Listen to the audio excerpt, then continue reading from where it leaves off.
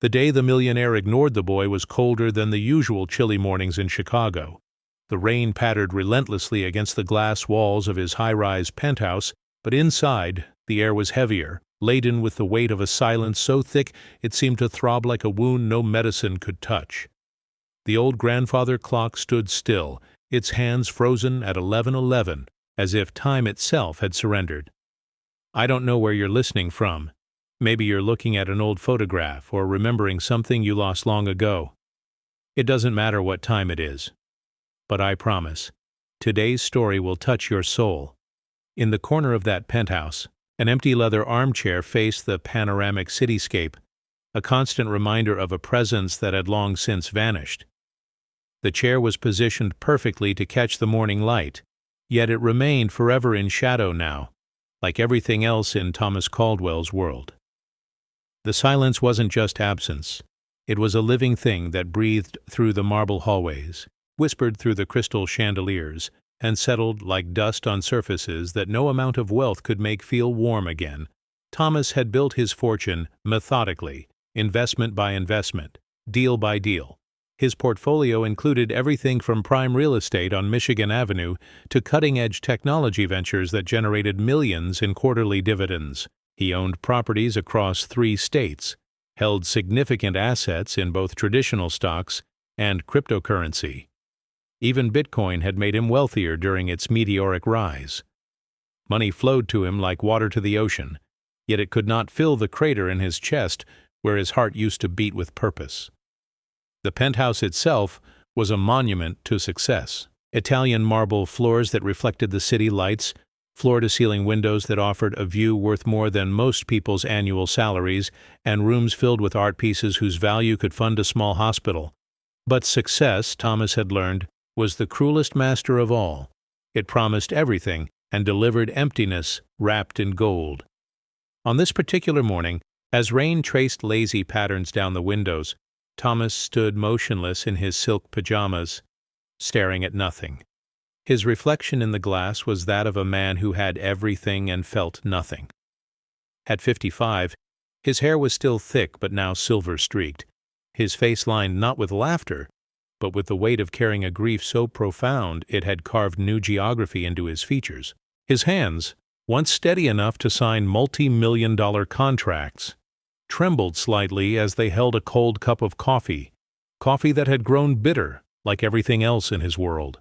Thomas Caldwell hadn't been born into this rarefied air. He'd clawed his way up from the south side of Chicago, where his mother worked double shifts at a diner and his father fixed cars in their narrow garage. The boy who once played stickball in the alley behind Costner Avenue had become the man who owned half the buildings he could see from his window. But somewhere between those 15-hour study sessions at Northwestern and the IPO that made him his first $100 million, he had lost the ability to feel wonder. Success had been his religion, money his prayer, and achievement his salvation, until it all proved hollow. The numbers in his bank accounts grew like weeds, fed by investments that seemed to multiply overnight. His financial advisors spoke of diversified portfolios and compound interest with the reverence others reserved for Scripture. His net worth had crossed into 9 figures before he turned 40, but what good were assets when the only treasure that mattered had been stolen by a fate no amount of wealth could bargain with? The sound of rain against glass had become the soundtrack to his days, a constant rhythmic reminder that life continued its relentless march while he remained frozen in place, like those hands on his grandfather clock. The clock had belonged to his son, Daniel. It had stopped the exact moment the boy drew his last breath, and no watchmaker in Chicago could make it work again. Thomas had tried everything: specialists from Switzerland, vintage repair experts, even a physicist who insisted the mechanism was physically sound. Nothing. The clock remained frozen at 11:11, as if death itself had reached out and touched time, making it hold its breath in sympathy. Thomas moved through his morning routine like a ghost haunting his own life. The shower's marble walls echoed with the sound of water hitting stone. The breakfast his housekeeper prepared, fresh fruit, artisanal bread, imported coffee beans, tasted like ash in his mouth. Every luxury felt like mockery, Every comfort a reminder of what comfort truly was, and how he'd lost it forever. The Wall Street Journal lay folded on his dining table, its headlines about market fluctuations and economic forecasts as relevant to his inner world as news from Mars. What did it matter if his investments gained another million when the only investment that had ever truly mattered, his love for his son, had yielded nothing but devastation? Daniel had been 10 when the cancer came. 10 years old, with bright eyes that saw magic in puddles and possibility in clouds. The boy had loved that old clock, would wind it every Sunday morning with the solemnity of a priest performing Mass.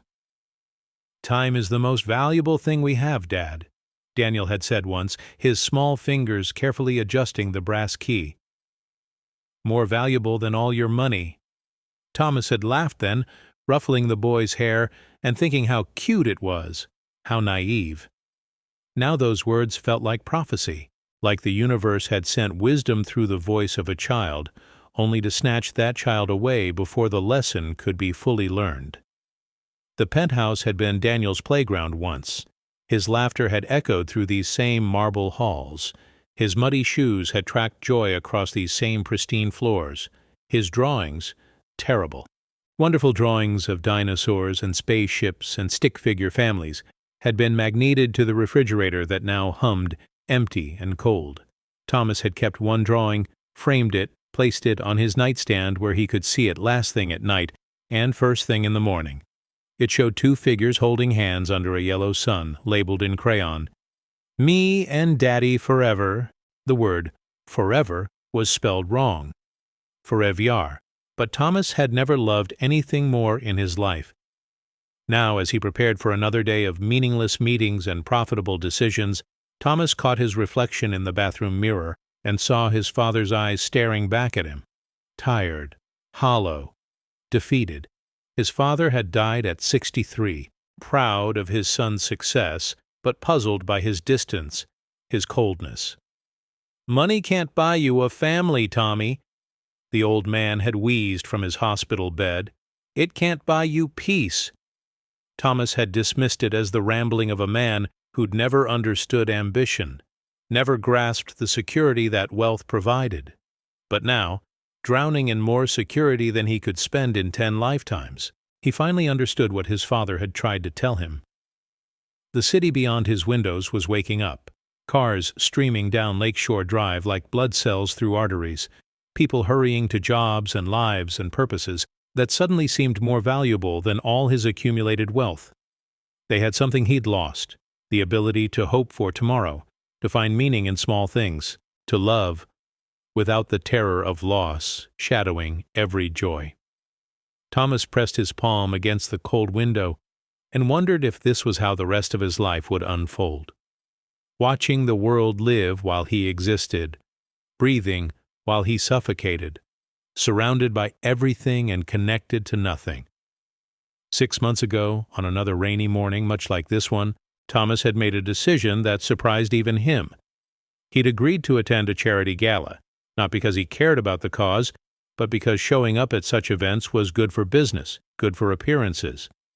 The Thomas Caldwell Foundation for Medical Research would write a substantial check, his name would appear in society pages, and his accountants would note the tax advantages. It was charity as portfolio management, giving as another form of investment with predictable returns in reputation and influence. He hadn't expected to meet a boy who would turn his carefully controlled world upside down. He hadn't expected to encounter eyes that saw through his armor of wealth and indifference straight to the wound beneath. He hadn't expected that the most life-changing moment of his adult years would come not from another business deal or market victory, but from a 10-year-old child sitting on his marble steps, speaking words that would haunt him for months to come. The grandfather clock in the corner continued its silent vigil, its stopped hands a constant reminder that some things, once broken, resist all attempts at repair. But Thomas was about to learn that some things, once touched by innocence, might heal in ways that defied logic, transcended wealth, and transformed even the most hardened heart into something capable of beating with hope once again.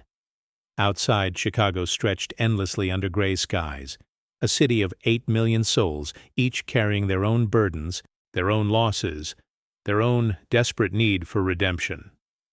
Thomas had no way of knowing that somewhere in those sprawling neighborhoods, a boy named Jonah was beginning a day that would intertwine with his own destiny in ways that would challenge everything he believed about power, purpose, and the possibility of second chances.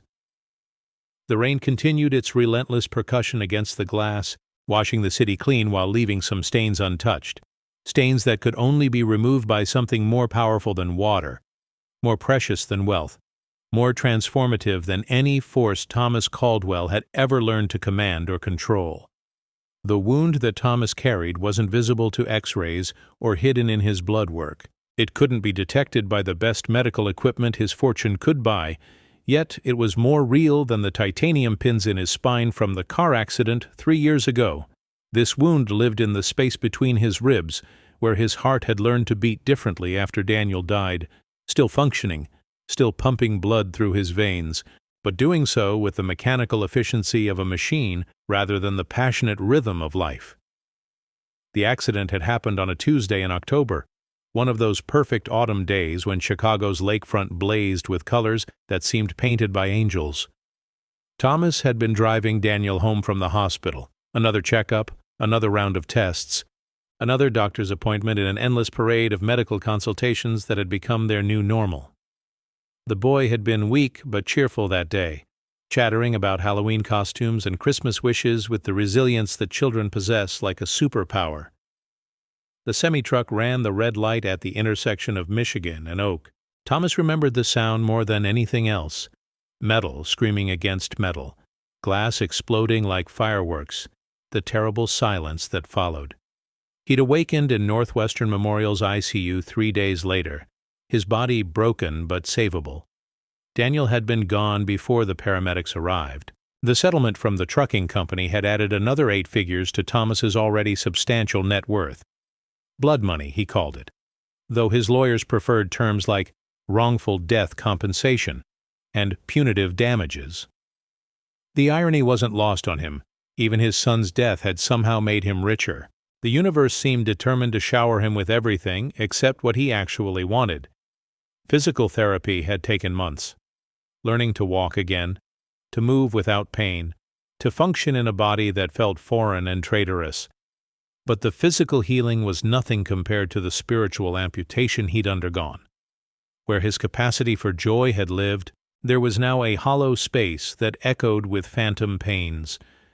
Where his ability to hope had flourished, there was now scar tissue that ached with every change in weather. The penthouse had become his carefully constructed mausoleum. He'd fired the staff except for Mrs. Rodriguez, the housekeeper who cleaned around him like he was another piece of furniture. He'd canceled social obligations, board meetings, golf dates at the country club. His business partners worried about his judgment, his mental state, his ability to lead. But his companies continued to post record profits. Money making money with the ruthless efficiency of a machine that no longer required human emotion to function. His daily routine had crystallized into ritual. Morning coffee at precisely 7:15, reading financial reports until 9, conference calls with his investment team until noon, a silent lunch of whatever Mrs. Rodriguez prepared, more calls, more reports, more numbers flowing in and out of accounts like tides. Evenings were spent staring at the lake, watching boats navigate waters he no longer trusted, thinking about a boy who would never grow old enough to understand the empire his father had built and why none of it mattered anymore. The therapists, first the physical ones, then the grief counselors, had tried everything. Dr. Sarah Chen had specialized in traumatic loss, came highly recommended, charged fees that would have bought cars for most people. She spoke about processing grief and moving through stages and finding meaning in tragedy, with the confidence of someone who'd studied suffering in textbooks, but never had it carve out pieces of her soul with surgical precision. After 6 months of polite sessions where Thomas said what she wanted to hear while feeling nothing, he'd stopped going. Unresolved grief, she'd written in her final report, which his lawyer had requested for insurance purposes. Patient demonstrates classic signs of complicated bereavement with possible elements of survivor's guilt and pathological grieving. Recommend continued therapy and possible pharmaceutical intervention. The report was 3 pages of clinical language that somehow managed to say nothing about the way Thomas woke up every morning for a split second, forgetting that Daniel was gone, then remembered with a pain so sharp it doubled him over. It said nothing about how he'd kept his son's room exactly as it was.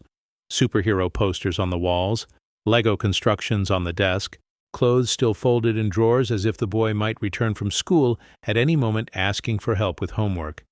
His investment portfolio continued to diversify and grow.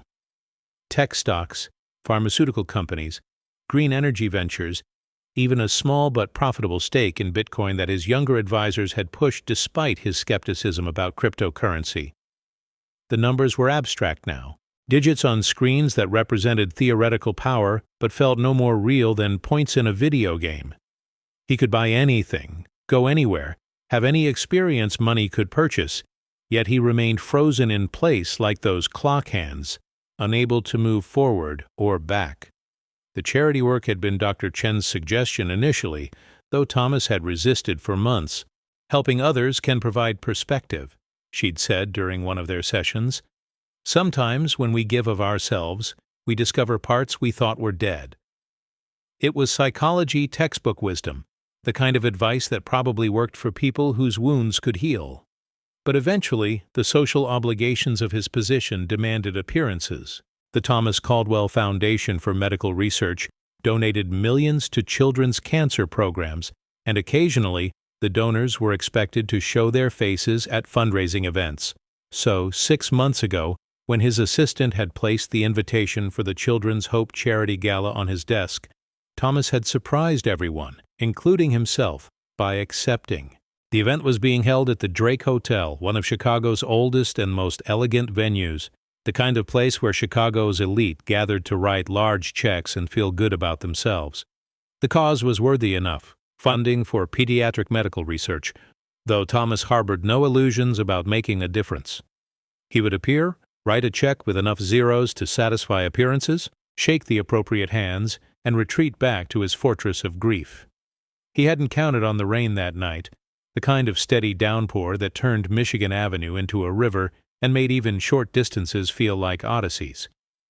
He hadn't counted on leaving his driver at the hotel and walking the 2 miles home along the lakefront, needing the punishment of cold and wet to feel something, anything, besides the familiar numbness. And he certainly hadn't counted on finding a small boy sitting on the marble steps of his estate at nearly midnight, as if he'd been waiting there forever. The boy was small even for his apparent age, maybe 10 years old, with clothes that had seen better days but were clean and carefully maintained. His hair was dark and slightly too long, like his mother cut it herself with kitchen scissors and good intentions, but it was his eyes that stopped Thomas cold, large hazel eyes that seemed to hold depths no child should possess, depths that reflected not innocence but knowledge, not naivety, but wisdom earned through some mysterious means. "Your son is waiting for you inside," the boy had said, his voice carrying a certainty that hit Thomas like a physical blow. The words were impossible, cruel, potentially the ravings of a child who'd heard gossip and decided to play some twisted game. Yet something in the boy's delivery, calm, compassionate, matter-of-fact, made Thomas's carefully constructed defenses crumble for just an instant. "I don't know who you're talking about, boy," Thomas had replied, his voice harsher than he intended, anger and pain making his words sharp as winter wind. "Leave before you get lost." But even as he spoke, something in the boy's steady gaze made him feel like the one who was lost, like the child could see something Thomas couldn't, knew something Thomas had forgotten.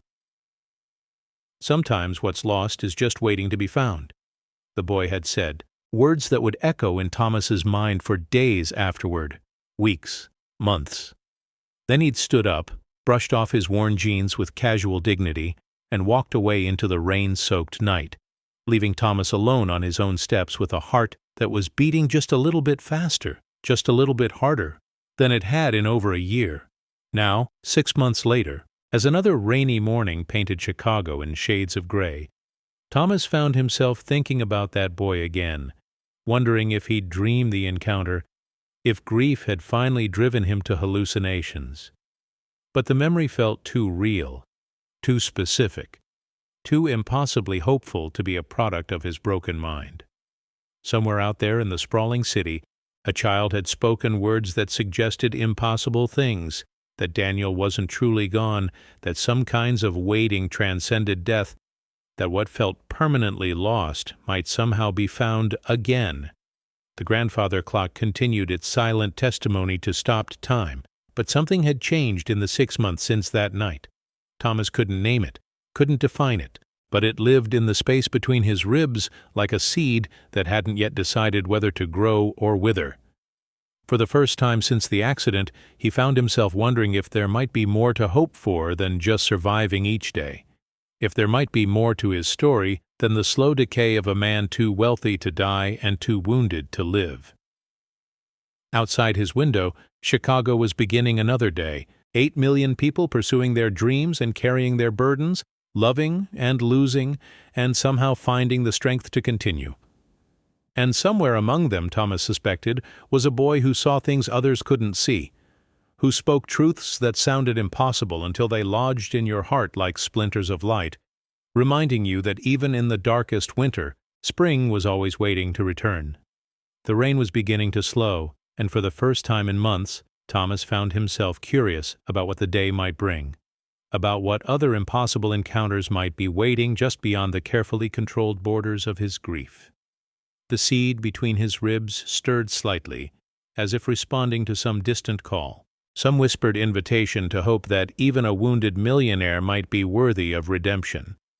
2 miles north of Thomas's lakefront fortress, in a neighborhood where hope came cheap and miracles were priced to move, Maria Santos was beginning her day with the kind of quiet desperation that had become her morning prayer. Her small bungalow on North Costner Avenue wasn't much to look at, a century-old worker's cottage with a postage stamp yard and windows that rattled when the L train passed, but it was home, bought with savings scraped together from 12 years of catering other people's celebrations while her own life remained stubbornly ordinary.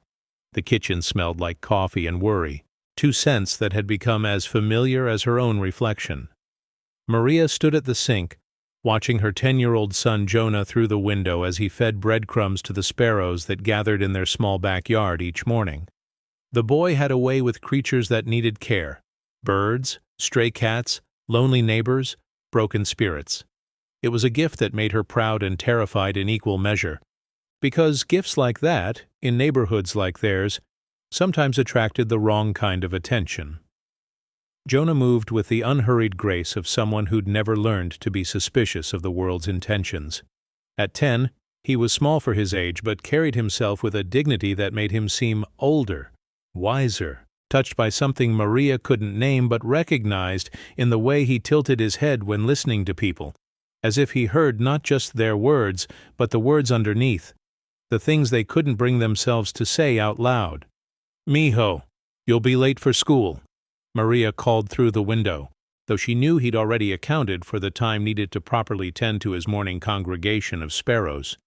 Jonah had an internal clock that ran on kindness rather than schedules, ensuring he was never late for anything that mattered, while somehow always having time for everything that did. 5 more minutes, Mommy," he replied without looking up, scattering the last of the breadcrumbs with the solemnity of a priest distributing communion. "Old Mrs. Patterson's bird hasn't come yet, and she'll worry if he doesn't eat." This was Jonah, 10 years old, and already carrying the neighborhood's emotional weight like it was his personal responsibility. Mrs. Patterson was 83 and hadn't left her apartment in 2 years, but somehow Jonah had appointed himself guardian of her welfare, checking on her through his care of the sparrow that nested outside her bedroom window. Maria had stopped questioning how her son knew these things, how he seemed to understand the invisible threads that connected all living creatures in ways that adults had forgotten. The morning routine continued with practiced efficiency. Jonah washed his hands at the kitchen sink, kissed his mother's cheek with lips that still tasted like childhood innocence, and gathered his worn backpack with the careful attention of someone who understood that possessions were temporary, but responsibilities were eternal. His school clothes were clean, but well worn. Jeans with patches that Maria had applied with more love than skill. A sweater that had belonged to his older cousin before being passed down with blessings and best wishes. "Remember what I told you about talking to strangers," Maria said, the same warning she offered every morning, though she knew Jonah's gift for connecting with people made the advice nearly impossible to follow. Her son saw strangers as friends he hadn't met yet, problems as puzzles waiting to be solved, sadness as a call for help that he was uniquely qualified to answer. "See, Mommy," Jonah replied with patience that should have belonged to someone who'd lived decades longer. "But sometimes strangers are just angels in disguise, right? Isn't that what Abuela used to say?"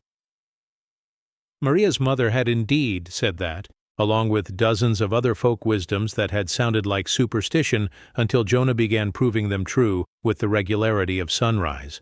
The boy had inherited more than his grandmother's hazel eyes and generous heart. He'd inherited her ability to see the sacred hiding in the ordinary, the miraculous disguised as coincidence. As a single mother, working 3 part-time jobs to keep their small household afloat, Maria had learned to be suspicious of anything that seemed too good to be true. Her catering business was growing slowly, built on reputation and word of mouth, rather than advertising she couldn't afford. Weekends meant wedding receptions and quinceañeras, corporate events and charity fundraisers, where she served food to people who spent more on wine than she made in a month. It was honest work, hard work, work that left her hands smelling like garlic and cilantro, and hope that someday soon, maybe next year or the year after, she'd be able to give Jonah something better than clean clothes and unconditional love. But Jonah never seemed to want for anything. He collected moments of wonder like other children collected baseball cards, sunsets reflected in puddles, the sound of snow falling on quiet streets, conversations with elderly neighbors who treated him like visiting royalty. His contentment was so complete, so genuine, that Maria sometimes wondered if she was raising a saint or simply a child who hadn't yet learned that life was supposed to be harder than he made it look. The memory of that night 6 months ago still haunted her dreams. She'd taken Jonah to the charity gala at the Drake Hotel, not because she could afford the ticket, but because the event organizer had hired her catering company and thrown in admission as part of the deal. It was a chance to network, to hand out business cards to people who might need someone to cater their next important event, to expose herself and her son to a world of prosperity that felt as foreign as another planet. Jonah had wandered away from her side while she was busy in the kitchen, serving hors d'oeuvres to guests who barely noticed the woman behind the tray. She'd found him an hour later, standing outside in the rain, soaked to the skin, but glowing with something that looked like joy mixed with purpose, talking about a man who lived in a big house by the lake, a man who needed help remembering how to hope. "He's so sad, Mommy," Jonah had said on the drive home, his small voice carrying the weight of empathy that seemed too large for his narrow shoulders to bear. "His heart is broken, but he's forgotten that broken things can heal. God wants me to help him remember." Maria had felt the familiar chill that came whenever Jonah spoke like this, with certainty about things no 10-year-old should understand, with knowledge that seemed to come from sources she couldn't identify or verify.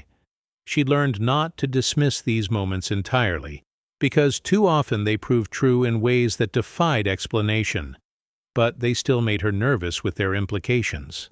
"Mijo, you can't just help everyone," she'd said, though she knew even as the words left her mouth that asking Jonah not to help people was like asking flowers not to bloom or rivers not to flow toward the ocean.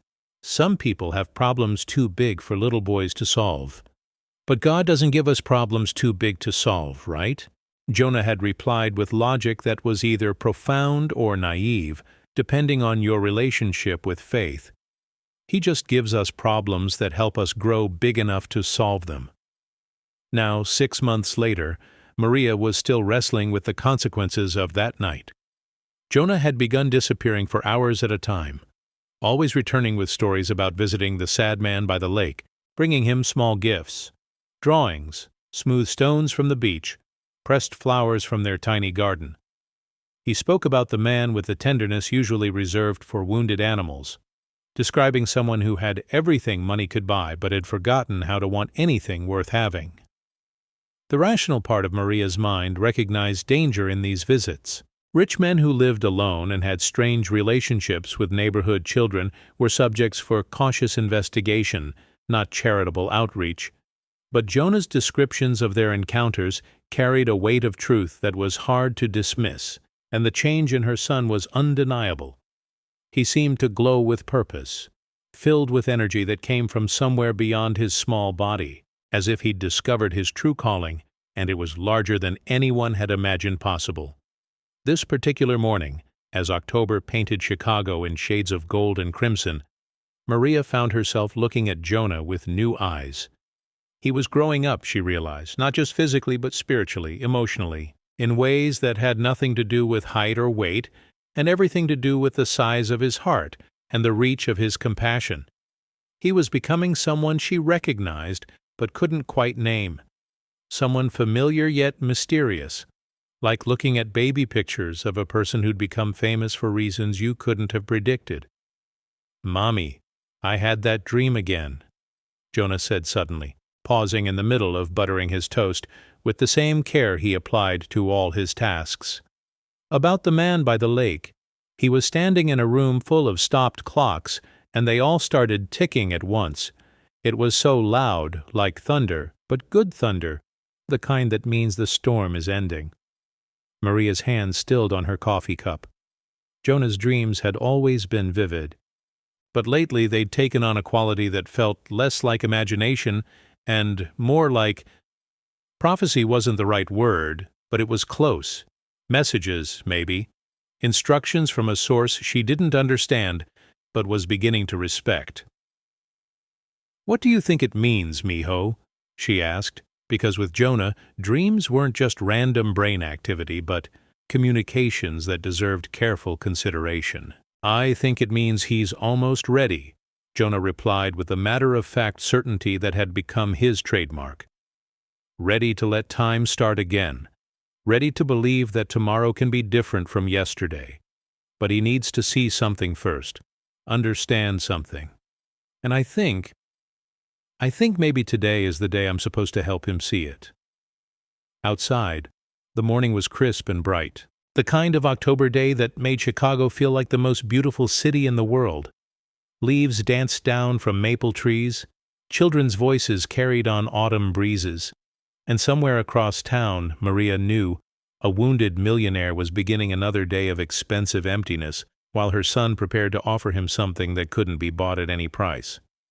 "Just be careful, Jonah," she said, though she suspected that caring for her son's physical safety while he pursued his mysterious calling was like trying to protect a river by telling it to avoid rocks. Some forces of nature couldn't be contained, only trusted to find their proper path. "I will, Mommy," Jonah promised, kissing her cheek with lips that still carried traces of butter and innocence. "But don't worry so much. Sometimes God sends angels to protect the people who are protecting His angels." As her son walked out into the golden morning, backpack slung over his narrow shoulders like a knight, carrying sacred supplies into battle, Maria found herself whispering a prayer she'd learned from her own mother. "Santo Dios, if you're using my boy for something important, please don't let it hurt him too much. And if it has to hurt, please let it be worth it." The kitchen felt emptier with Jonah gone, but it also felt expectant, as if the day itself was holding its breath, waiting to see what impossible thing would happen next in the ongoing story of a boy who talked to sparrows and millionaires with equal reverence, who carried hope in his backpack along with his homework, who seemed to know things about faith and healing that even the adults who loved him were still learning to believe. 15 blocks south, Thomas Caldwell was having his third cup of coffee and pretending to read financial reports when the first impossible thing happened. His grandfather clock, silent for over a year, emitted a single, soft chime. The sound was so unexpected, so long-awaited and yet surprising, that Thomas dropped his coffee cup, sending Colombian dark roast cascading across quarterly profit statements that no longer seemed important. The clock stood in its corner like a sentinel, its hand still frozen at 11:11, but something had shifted in the mechanism. A gear engaging, a spring tension adjusting, a breath being drawn after a long period of suffocation. Thomas approached it carefully, as if it were a wild animal that might bolt if startled, running his fingers along the polished wood that Daniel had touched every Sunday morning with reverent 10-year-old hands. The second impossible thing happened as he stood there, a soft knocking at his front door, rhythmic and patient. The kind of knock that suggested the person on the other side was willing to wait as long as necessary for an answer. Thomas rarely had unannounced visitors. His wealth and grief had created barriers that most people respected, and Mrs. Rodriguez didn't arrive until afternoons. The security system showed a small figure on the portico, partially obscured by the morning shadows, but unmistakably a child. Thomas's first instinct was to ignore it. Children didn't belong in his world anymore. They were too painful, too reminiscent of what he'd lost, too full of the energy and possibility that he could no longer bear to witness. But something about the patient quality of the knocking, the way it continued without urgency or frustration, drew him toward the door despite his better judgment. When he opened it, he found himself looking down at the boy from that rain-soaked night 6 months ago. Jonah, Maria's son, though Thomas didn't yet know his name. The child was dressed in school clothes that had seen better days but were maintained with obvious care, carrying a backpack that looked too big for his narrow frame and holding something cupped in his small hands. "Good morning, Mr. Caldwell," Jonah said with formal politeness that somehow managed to sound warm rather than stilted. "I brought you something." He opened his hands to reveal a small wind-up toy, an old-fashioned clockwork bird, brass and enamel, worn smooth by years of handling. When he wound the key protruding from its back, the bird opened its beak and released a few bars of melody that Thomas recognized instantly. "How Great Thou Art," his mother's favorite hymn, the song she'd hummed while cooking Sunday dinners in their tiny South Side kitchen. "Where did you get this?" Thomas asked, his voice rougher than he intended, emotion making the words difficult to form. "It was my grandmother's," Jonah replied simply. "She said it was for someone who'd forgotten how to sing. I think that someone is you." The third impossible thing was Thomas's response. Instead of closing the door, instead of sending the boy away with sharp words and colder indifference, he found himself stepping aside to let Jonah enter. It was as if his body had made the decision without consulting his mind, as if some part of him, deeper than conscious thought, recognized that this child carried something he needed, something worth more than all the money in his carefully managed investment accounts. Jonah moved through the penthouse with quiet curiosity, not touching anything but observing everything with eyes that seemed to catalog not just what was present, but what was missing. He paused at the grandfather clock, tilting his head as if listening to something only he could hear. "It wants to work again," he said matter-of-factly. "But it's scared. Sometimes when something stops working for a long time, it forgets how to start." "It's broken," Thomas replied, surprise making him honest. "It stopped the day my son died, and no one can fix it." Jonah nodded with the gravity of someone much older. "Maybe it doesn't need fixing. Maybe it just needs permission to work differently than it used to." He approached the clock and placed his small hand on its wooden case, closing his eyes with the concentration of a child making a birthday wish. For a long moment, nothing happened. Then, with a sound like a sigh of relief, the clock's pendulum began to swing, slowly at first, then finding its rhythm, marking time once again.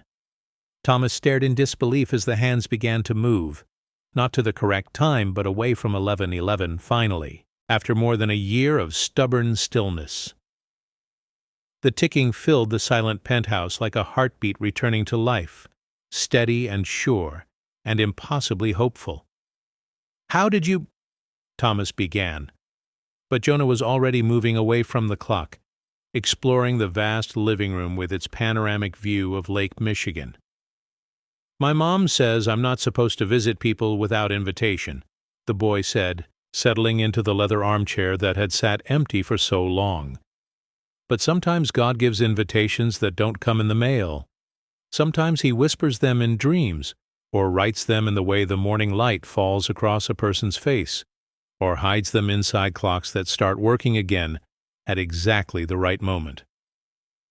Thomas found himself sitting across from the boy, coffee forgotten, financial reports abandoned, drawn into a conversation that felt more important than anything he'd discussed in years.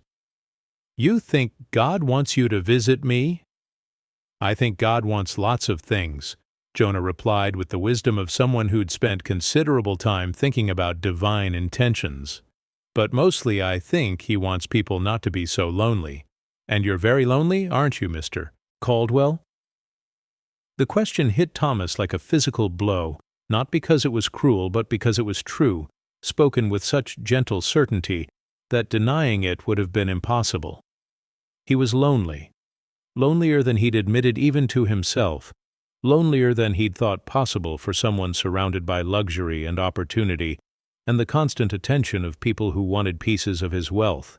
"Yes," he said, the word coming out like a confession, like a secret he'd been keeping even from himself.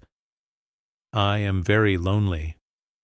Jonah nodded as if this was expected, necessary information rather than a revelation. "Loneliness isn't bad by itself," he said with matter-of-fact kindness. "It's just a signal, like when your stomach tells you you're hungry. It means you need something, but sometimes people try to fill the hungry feeling with the wrong kinds of food." "What kind of food do you think I've been eating?" Thomas asked, genuinely curious about this child's perspective on his life. "Money food," Jonah replied without hesitation. "Work food, sad food, but those don't really feed the hungriest parts. Those parts need different kinds of food, love food, hope food, helping other people food." The clock continued its steady ticking in the background, marking moments that felt suddenly precious, time that was moving forward instead of standing still. Thomas looked at this small boy who spoke like a philosopher and saw something he'd almost forgotten existed. Pure goodness, uncomplicated by agenda or self-interest, untainted by the cynicism that had become Thomas's default setting for human interaction. "Why are you here, Jonah?" Thomas asked, using the boy's name without realizing he'd somehow learned it. "Because you need to remember something important," Jonah replied with quiet confidence. "You need to remember that love doesn't disappear when people die. It just changes shape. Your son's love is still here. It's in every kind thing you do, every person you help, every moment you choose hope instead of sadness. But you've been so busy missing him that you forgot to look for him in all the places he still lives." The words settled into Thomas's chest like seeds finding fertile ground, ideas that felt both foreign and familiar, impossible and inevitable. For the first time in over a year, he found himself thinking about Daniel not as someone who was gone, but as someone who continued to exist in ways Thomas had never considered, ways that might transcend physical presence and transform grief into something more powerful, more purposeful. The morning light streaming through the penthouse windows seemed brighter suddenly, warmer, as if the sun itself had decided to participate in whatever was happening between a wounded millionaire and a wise child. Outside, Chicago continued its daily rhythm of traffic and commerce and human ambition. But inside the penthouse, time was being redefined by a 10-year-old boy who talked about God's intentions with the casual authority of someone who'd been personally briefed on the divine plan. Thomas found himself studying Jonah's face, looking for some explanation for the peace that seemed to radiate from the boy like warmth from a fireplace, some source for the wisdom that emerged from his words like water from a hidden spring. But all he saw was innocence and certainty, youth and ancient understanding, somehow coexisting in features that belonged to childhood but carried echoes of eternity. The clock chimed 11 o'clock, the first time it had marked a full hour since Daniel's death, and both Thomas and Jonah looked toward it with expressions of satisfaction, as if they'd been waiting for exactly this moment, this confirmation that time could indeed begin again, that stopped things could learn to work differently, that even the most broken hearts might find new rhythms if they were willing to be patient with the process of healing. "I have to go to school now," Jonah said, standing up from the chair with reluctant responsibility. "But I'll come back tomorrow if you want. There are more things you need to remember, and remembering is easier when you have help." Thomas nodded, surprised by how much he wanted the boy to return, how the prospect of another conversation like this one made the day ahead seem less empty, less pointless. "I'd like that," he said, words that felt like a small miracle of their own. As Jonah prepared to leave, he turned back with one final observation. "Mr. Caldwell, your house is very beautiful, but it's been holding its breath for too long. Tomorrow maybe you could open some windows. Let it breathe again. Houses need fresh air just like people do." After the boy left, Thomas stood alone in his penthouse, listening to the steady ticking of the grandfather clock and thinking about breath, about houses and hearts that had been holding themselves too tightly, about the possibility that healing might come not from expensive therapists or powerful medications, but from the simple act of opening windows, literal and metaphorical, to let fresh air circulate through spaces that had been closed for too long. For the first time in over a year, Thomas found himself looking forward to tomorrow, curious about what other impossible truths a 10-year-old boy might share, what other frozen things might remember how to move again, what other kinds of food might nourish the hungriest parts of a soul that had been surviving on sorrow for far too long. The morning after Jonah's first official visit, Thomas woke to sunlight streaming through windows he couldn't remember opening. The light was different somehow, warmer, more golden, carrying scents of autumn air that made his penthouse feel less like a mausoleum and more like a home that had been sleeping and was now beginning to stir. The grandfather clock continued its steady rhythm, each tick a small victory over the silence that had dominated his days for so long. Mrs. Rodriguez arrived at precisely noon, as she had every weekday for the past 3 years, but stopped in the doorway of the living room with an expression of bewilderment that would have been comical under different circumstances. The curtains were pulled back for the first time since Daniel's death, revealing floor-to-ceiling windows that transformed the space with natural light. The usual morning debris, empty coffee cups, unread newspapers, the detritus of a man going through the motions of living, was absent, replaced by an orderliness that suggested intention rather than mere habit. "Senor Caldwell?" she said tentatively, as if checking to ensure this was still the same employer she'd served with quiet patience through his long winter of grief. "Está usted bien?" "Yes, Carmen," Thomas replied, using her first name for what might have been the first time in their professional relationship. "I'm fine. Better than fine, actually. I think I'm ready for things to be different." Carmen Rodriguez had worked for wealthy families long enough to recognize the subtle signs that indicated whether change would be temporary or permanent, superficial or transformative. Something in her employer's voice, his posture, the way he moved through the space like he belonged there again rather than simply haunting it, suggested this change had roots that went deeper than momentary impulse or therapeutic exercise. The windows, they let in good light, she observed carefully, testing the waters of this new dynamic between them. A young friend suggested it. Thomas said, the word friend feeling strange in his mouth when applied to someone 3 decades younger, but somehow fitting nonetheless. He said the house had been holding its breath too long. Carmen nodded with the wisdom of someone who understood that houses, like hearts, could suffocate when sealed too tightly against the possibility of fresh beginnings. She began her work with renewed purpose, cleaning spaces that now seemed eager to be beautiful again rather than simply maintained. By the time Jonah arrived that afternoon, materializing on the doorstep with the punctuality of someone whose internal clock was synchronized to needs deeper than conventional scheduling, Thomas had managed to accomplish more in 6 hours than he typically did in a week.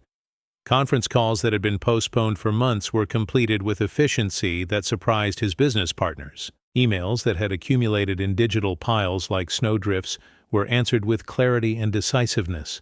Investment decisions that had been paralyzed by his emotional numbness suddenly seemed manageable, important, but not overwhelming. "You look different today," Jonah observed as Thomas opened the door, tilting his head with the evaluative gaze of someone studying a painting that had been restored between viewings. "Less gray around the edges." Thomas had no idea what the boy meant by gray around the edges, but the description felt accurate in ways he couldn't articulate. He did feel less gray, more colorful somehow, as if someone had adjusted the contrast settings on his life and revealed details that had been there all along, but washed out by grief's monochrome filter. "Come in," Thomas said, stepping aside to welcome his young visitor. "I opened the windows, like you suggested." Jonah moved through the penthouse with obvious approval, breathing deeply as if sampling the air quality with professional expertise. "Much better," he announced with satisfaction. "The sad smell is almost gone."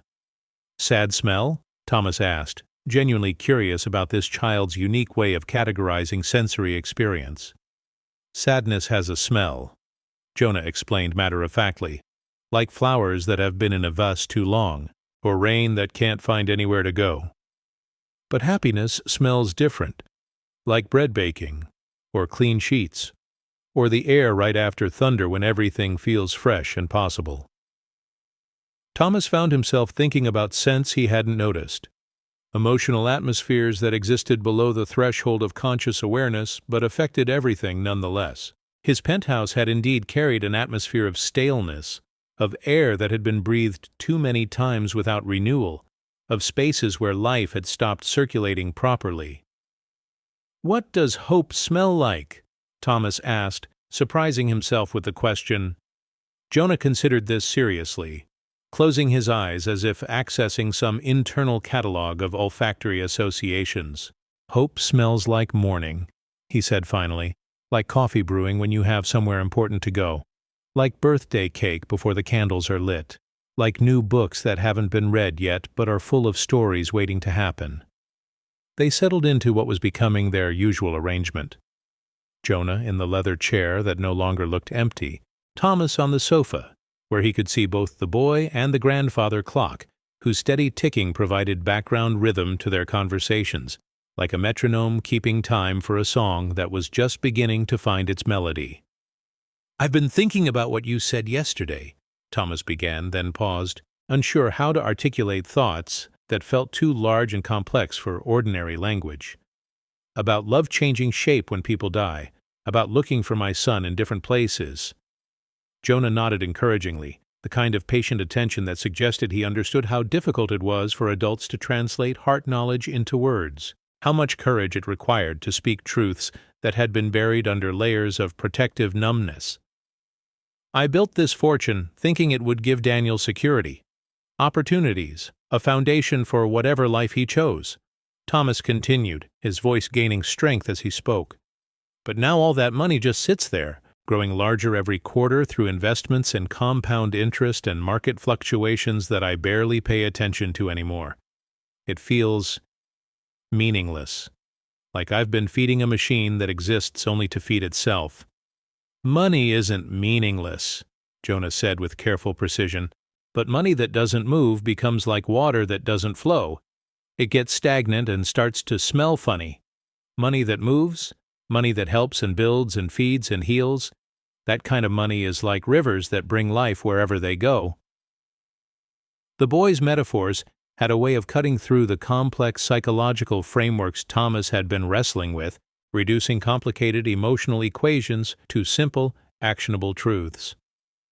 His wealth wasn't inherently good or bad.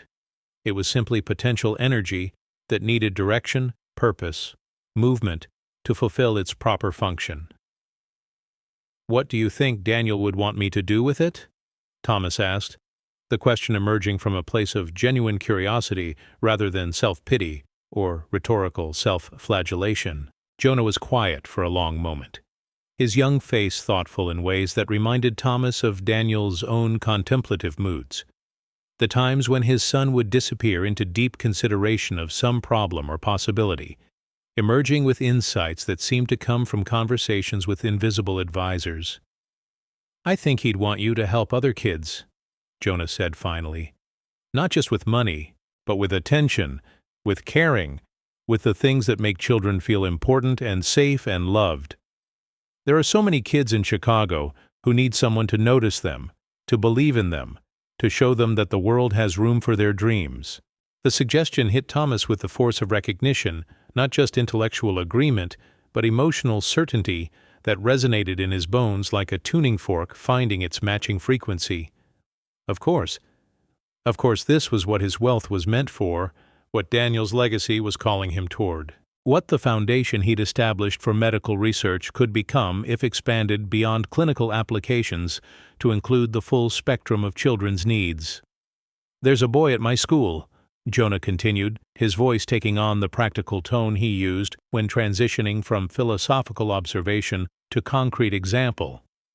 His name is Marcus, and he's really smart, but his family doesn't have enough money for him to go to the science camp he wants to attend. And there's a girl named Sophia whose grandmother is sick, and she needs help paying for medicine that isn't covered by insurance. And there are dozens of kids whose families don't have enough money to buy the school supplies they need, so they feel embarrassed and left behind. Each example Jonah provided felt like a doorway opening in Thomas's imagination, revealing specific ways his accumulated wealth could transform from abstract numbers on financial statements into tangible improvements in young lives. The possibilities multiplied in his mind like fractals, each potential act of generosity generating new opportunities for impact, influence, inspiration. "How do you know about all these situations?" Thomas asked, marveling at the breadth of Jonah's awareness of other people's circumstances. "I pay attention," the boy replied simply. "And when you pay attention to people, really pay attention, they tell you things.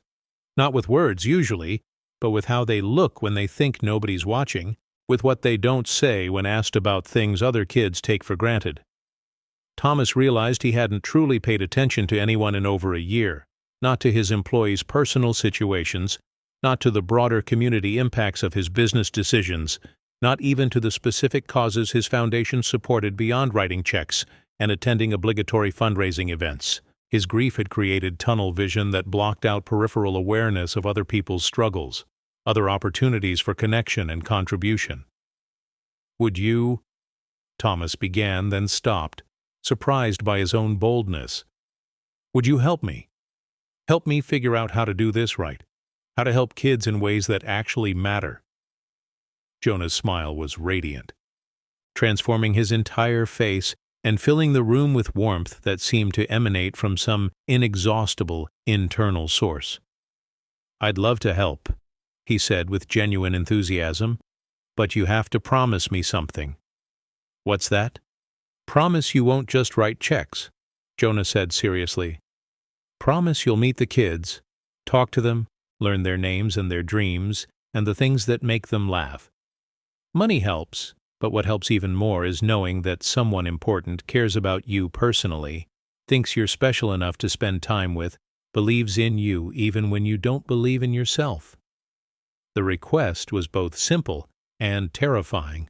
Thomas had gotten used to philanthropy as a distant transaction, his signature on large donations, his name on plaques and programs, his presence at ceremonial events where gratitude was expressed in formal speeches rather than personal conversations.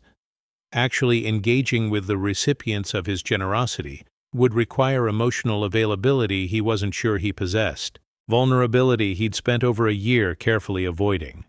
But looking at Jonah's expectant face, thinking about Daniel's hypothetical approval of this venture, considering the possibility that his wealth might become a tool for creating relationships rather than just managing investments, Thomas found himself nodding agreement. "I promise," he said, and meant it. Jonah clapped his hands with delight, a gesture so spontaneous and joyful that it made Thomas smile, really smile, for the first time since the accident. The expression felt foreign on his face, muscles that had forgotten their function, remembering how to arrange themselves into configurations of happiness rather than duty or resignation. "When can we start?" Thomas asked, surprising himself with his eagerness to begin what felt like the first meaningful project he'd undertaken in years. "Tomorrow," Jonah said with the confident scheduling of someone who'd already been planning this conversation's outcome. "There's a community center on my block that runs after-school programs, but they need better computers and books and supplies for their art classes. And the director, Miss Patricia, she's been trying to raise money for a scholarship fund, but nobody listens because she's not good at talking to rich people."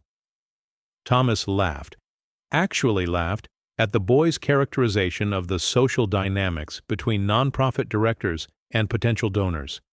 "And you think I should listen to Miss Patricia?" "I think Miss Patricia has been praying for someone exactly like you to show up," Jonah replied with absolute certainty. "Someone with enough money to solve problems and enough heart to care about solving them the right way. Sometimes prayers take a while to get answered, but that doesn't mean God isn't listening."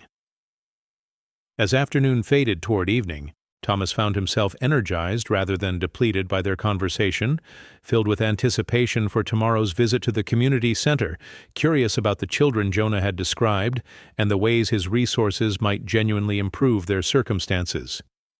The grandfather clock continued its reliable ticking, marking time that felt valuable again, moments that accumulated toward purposes worth pursuing.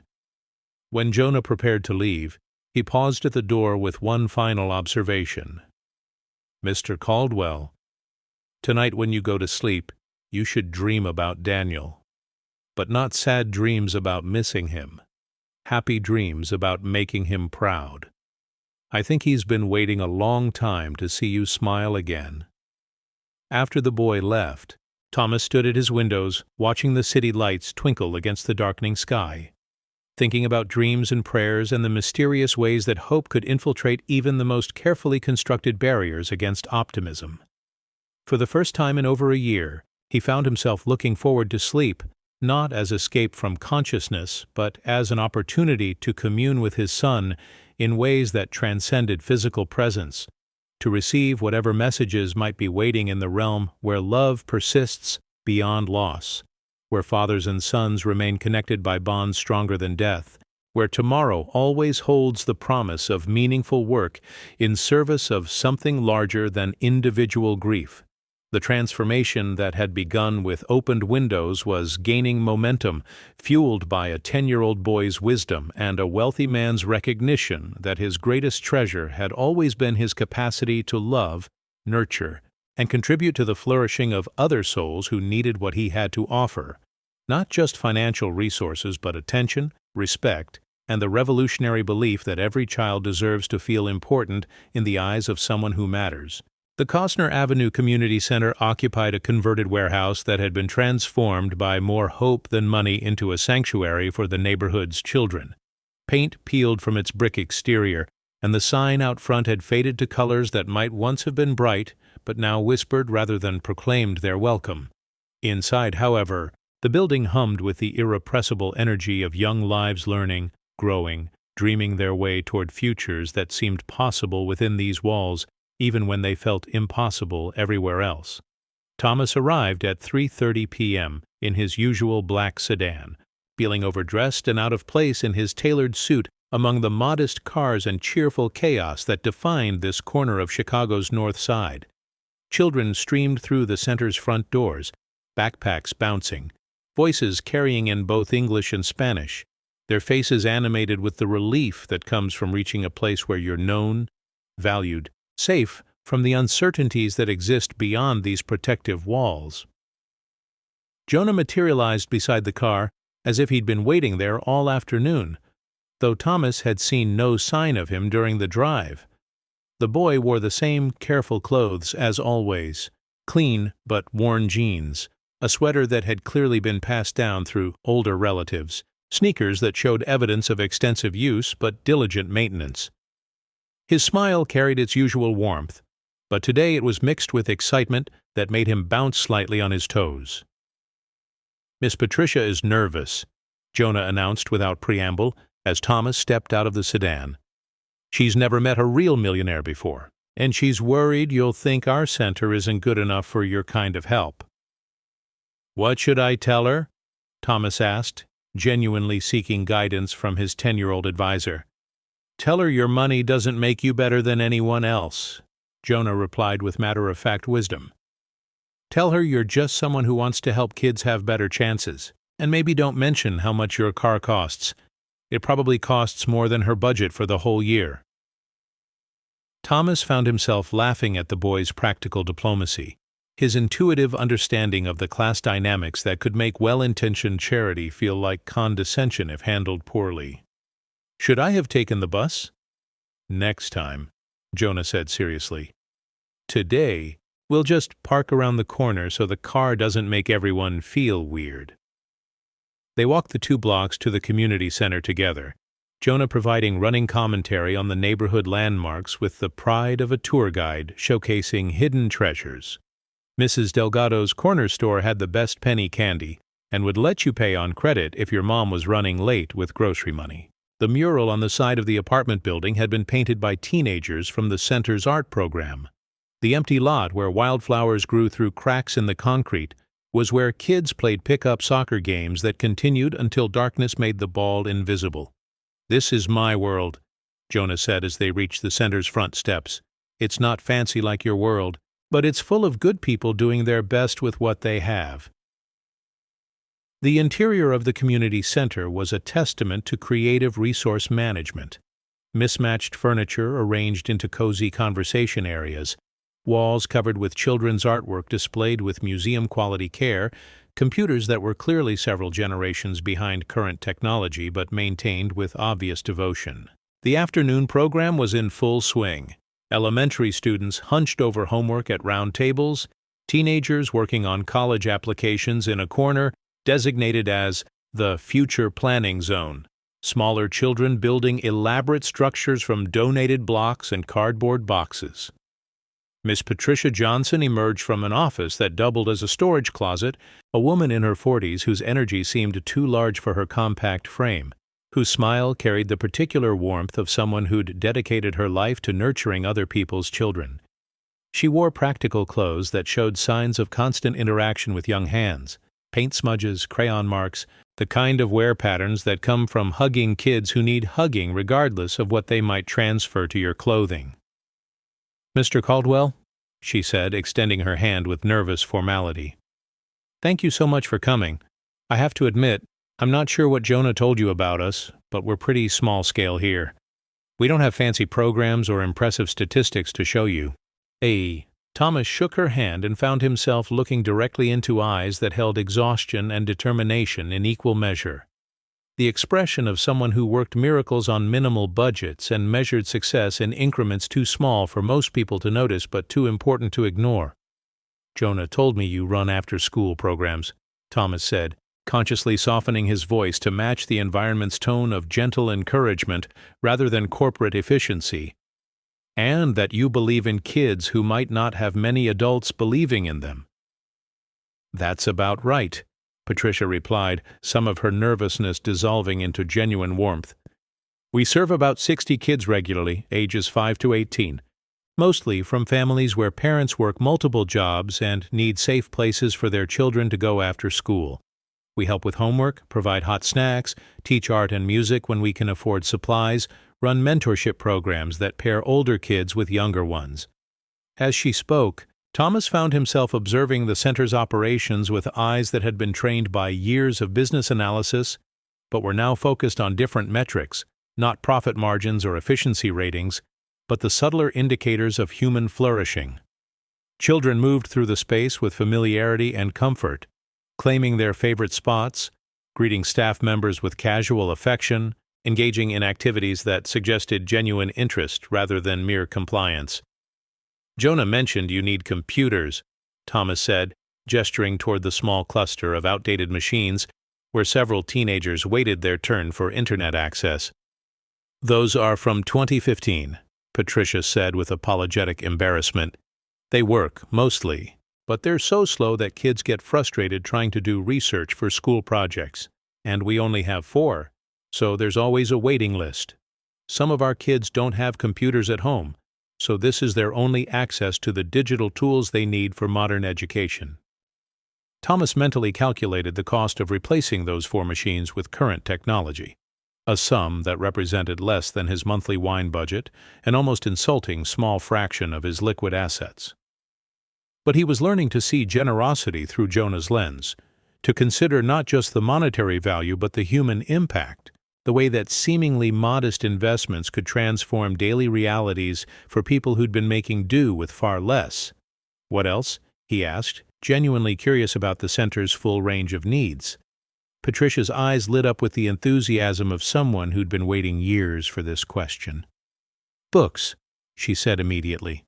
Our library is mostly donations from people cleaning out their houses, so we have 47 copies of romance novels from the 1980s, but almost no age-appropriate fiction for our younger kids, no contemporary young adult literature, hardly any nonfiction that connects to what they're studying in school. She led him to a corner where bookshelves displayed their collection with pride, despite its obvious limitations. Classics that were falling apart from use, textbooks that predated most of their students' births, picture books whose covers had been carefully reinforced with tape, but whose content was sometimes culturally outdated in ways that made younger children feel excluded rather than included. Art supplies, Patricia continued, warming to her subject. We have one class set of crayons that we guard like treasure, and when kids want to work with paints or clay or any materials that let them really express themselves creatively, we have to fundraise for weeks just to afford one project session. Jonah appeared at Thomas's elbow, carrying a small canvas that had been painted with obvious care despite limited resources. This is Sophia's, he said, holding up a landscape that depicted the neighborhood from a child's perspective. Bright colors that transformed ordinary buildings into fairy tale structures, flowers growing in unexpected places, people who looked like they belonged to each other in ways that transcended biological relationships. She wants to be an artist, Jonah continued, but she's never had access to good paints or brushes or canvases. This is what she does with school tempera paint and grocery store brushes, so imagine what she could create with professional supplies. Thomas studied the painting and saw a talent that deserved nurturing, creativity that needed resources to flourish, potential that could be realized with investment measured in hundreds rather than thousands of dollars.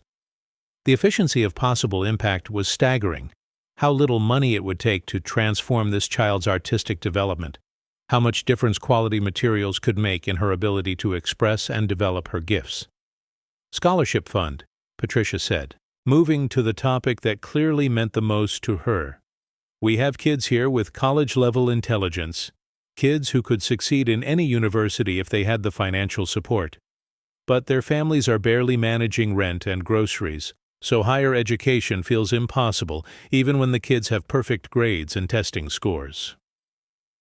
She pulled out a folder containing academic records, letters of recommendation, essays written by teenagers whose words carried wisdom earned through experiences most adults never faced. Thomas skimmed through documents that told stories of resilience, determination, intellectual curiosity surviving and thriving despite economic obstacles that might have crushed less remarkable spirits. Marcus wants to study engineering, Patricia said, pointing to one file. He's created designs for improving public transportation, drawn blueprints for affordable housing that addresses specific problems in our neighborhood. But his family can't afford even community college tuition, let alone the four-year degree he'd need to implement his ideas. Thomas felt something shift in his chest. Not the familiar ache of grief, but a different kind of pressure. The expansion of possibility recognizing itself, purpose discovering its proper direction. These weren't abstract charitable cases, but specific young people whose futures could be altered dramatically by resources he possessed in abundance, whose dreams were within his power to make achievable. How much? He asked simply. How much would it cost to address all of this? New computers, books, art supplies, scholarship fund, all of it. Patricia looked startled, as if the question were too large to process. I've never thought about addressing all of it at once. We usually tackle one need at a time, whatever seems most urgent. Let me see. She began calculating with the careful precision of someone who'd learned to stretch every dollar until it screamed. Someone who understood the exact price of everything the center needed, because she'd been pricing those needs for years, hoping for opportunities that always seemed just beyond reach. Computers, maybe 15,000 for really good ones that would last several years. Books, if we could build a proper library with current materials for all age groups, maybe 10,000. Art supplies for a full year, including quality materials for advanced students like Sophia, maybe 5,000. The scholarship fund. She paused, overwhelmed by the magnitude of this calculation. To make a real difference for our most promising students, maybe 50,000 annually, supporting 10 kids through college. Thomas nodded, already making mental notes about investment accounts that could be liquidated, trusts that could be restructured to provide ongoing support, rather than one-time donations. $80,000, less than he spent on wine and dining in a typical year, less than his accountants moved between portfolios to optimize tax advantages he didn't need, less than the monthly appreciation on his most conservative investments. But more than that, the mathematical simplicity of the solution revealed something profound about the nature of inequality, about how easily wealth could be transformed into opportunity when applied thoughtfully, personally, with genuine attention to specific human needs rather than abstract charitable impulses. "What if we started with twice that amount?" Thomas said quietly.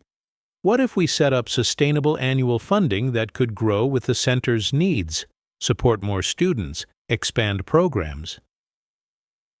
The silence that followed his question was filled with Patricia's disbelief, with the sound of children's voices continuing their afternoon activities, with Jonah's satisfied smile as he watched two adults recognize each other across the gulf of economic difference and find common ground in shared commitment to nurturing young lives.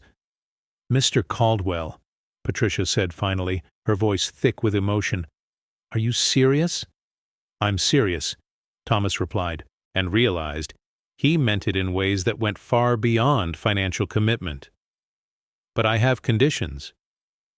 Patricia's face tightened, preparing for the kind of restrictions that often accompanied large donations, naming rights, program controls, requirements that might compromise the center's mission or community focus. "I want to meet every scholarship recipient personally," Thomas continued. "I want to know their names, their goals, their stories.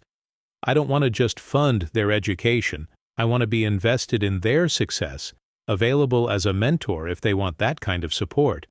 And I want to spend time here regularly, not as an observer but as someone who contributes more than money, someone who shows up, pays attention, learns from these kids as much as I hope to help them." The conditions weren't restrictions but invitations, requests for involvement rather than detachment, for relationship rather than transaction. Patricia's eyes filled with tears that spoke to years of watching talented children struggle with obstacles that could be removed so easily if only someone with resources would care enough to engage personally rather than simply writing checks from a distance. "Yes," she said simply. "Yes to all of it." Jonah clapped his hands with delight, drawing the attention of children throughout the center who looked over to see what had caused such obvious celebration among the adults in their midst. Their faces were curious but trusting, ready to welcome whatever good thing was happening because good things, however rare, were always received with open arms in this place where hope was cultivated daily despite limited resources. As Thomas spent the next hour touring the center, meeting staff members, observing programs and talking with children who ranged from shy to boldly curious about this well-dressed stranger in their midst, he felt something awakening that had been dormant for over a year. Not just generosity, but genuine interest in other people's lives, authentic curiosity about their dreams and challenges, the kind of emotional engagement that made wealth feel meaningful rather than merely accumulated. The conversation with Marcus, the aspiring engineer, revealed intelligence that had been shaped by practical necessity into creative problem-solving. The boy had designed a better bus-stop shelter using materials from the center's recycling program, had created more efficient lunch distribution systems that reduced wait times for hungry children, had reimagined the community garden to maximize food production in minimal space. Sophia, the young artist, showed Thomas sketches she'd made of the neighborhood that captured not just physical details, but emotional atmospheres, the way morning light transformed ordinary corners into stages for daily dramas, The way elderly residents and young children interacted across generational boundaries. The way hope and struggle coexisted in every block, every building, every face she'd learned to observe with the intensity of someone who understood that paying attention was itself a form of love. Each child Thomas met reinforced his growing understanding that wealth's highest purpose wasn't accumulation, but circulation, not possession but investment in human potential that would generate returns measured not in profits, but in lives transformed, dreams achieved, communities strengthened by the flourishing of their youngest members. When the afternoon program wound down and children began returning to families whose evening routines would now be slightly easier because their children had spent hours in a place where learning was celebrated, where creativity was nurtured, where their futures were treated as precious resources worth protecting and developing, Thomas found himself reluctant to leave. "This is just the beginning," Jonah said as they walked back toward the car, his voice carrying satisfaction that suggested he'd expected exactly this outcome from the day's visit. "Wait until you see what happens when kids know someone believes in them enough to invest in their dreams." Thomas looked back at the community center, its modest exterior now revealed as camouflage for the transformative work happening within its walls, its faded sign marking not institutional limitation but grassroots triumph over scarcity. For the first time since Daniel's death, he felt genuinely excited about tomorrow, about the ongoing project of learning how to deploy wealth in service of purposes that would have made his son proud, that would honor Daniel's memory by creating opportunities for other children to live, learn, dream, and achieve everything that death had stolen from the boy who'd been Thomas's greatest treasure. The grandfather clock in Thomas's penthouse had been ticking steadily for 2 weeks now, marking time that felt purposeful rather than empty, counting moments that accumulated toward something meaningful rather than simply passing in meaningless succession. But on this particular November morning, a Tuesday gray with approaching winter, the clock began chiming at odd intervals. Not on the hour or half-hour, but randomly, as if responding to some internal rhythm that had nothing to do with conventional timekeeping. Thomas noticed the irregular chiming while reviewing financial documents that, for the first time in over a year, held his genuine interest.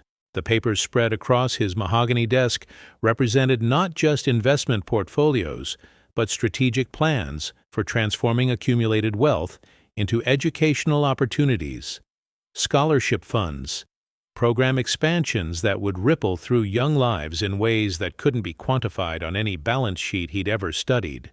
The Caldwell Foundation's restructured mission statement lay open before him, language crafted with input from Patricia Johnson and reviewed by Jonah with the seriousness of a 10-year-old constitutional scholar.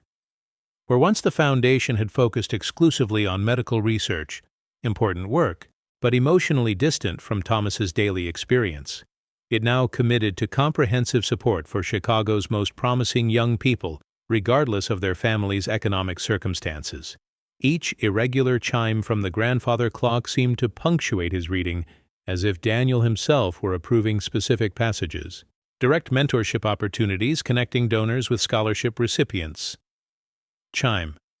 Annual funding for arts programs in underserved communities. Chime. College preparation support, including tutoring, test preparation, and application assistance. Chime. Mrs. Rodriguez had commented on the clock's new behavior during her morning cleaning routine, observing with the gentle superstition of someone who'd witnessed enough unexplained phenomena to respect their potential significance. "When old things start working in new ways," she'd said, carefully polishing the clock's brass pendulum, "it usually means they're trying to tell us something important."